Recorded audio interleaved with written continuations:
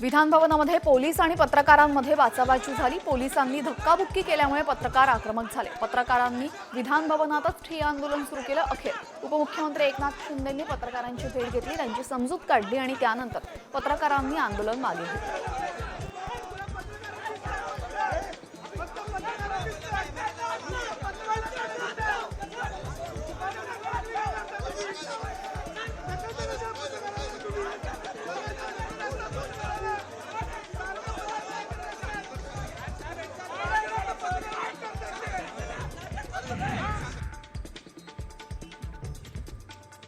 कृषी मंत्री माणिकराव कोकाटे यांना मुंबई उच्च न्यायालयाचा दिलासा मिळालेला आहे। नाशिक सत्र न्यायालयाच्या आदेशाला तातडीची स्थगिती देण्यास हायकोर्टाने नकार दिलाय। तसेच सर्व प्रतिवादींना नोटीस जारी करत या प्रकरणाची सुनावणी 21 एप्रिलपर्यंत तहकूब करण्यात आलेली आहे। 122 कोटींच्या न्यू इंडिया कॉर्पोरेटिव्ह बँक घोटाळा प्रकरणामध्ये मोठी अपडेट समोर आली। या घोटाळा प्रकरणामध्ये भाजप नेत्याच्या भावाला अटक करण्यात आली।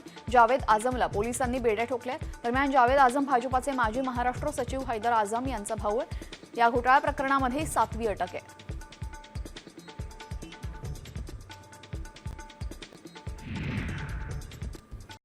कॉमस्कोर नुसार आता isakal.com आहे देशातील नंबर 1 ची मराठी न्यूज वेबसाईट। प्रत्येक अपडेटसाठी isakal.com ला नक्की भेट द्या।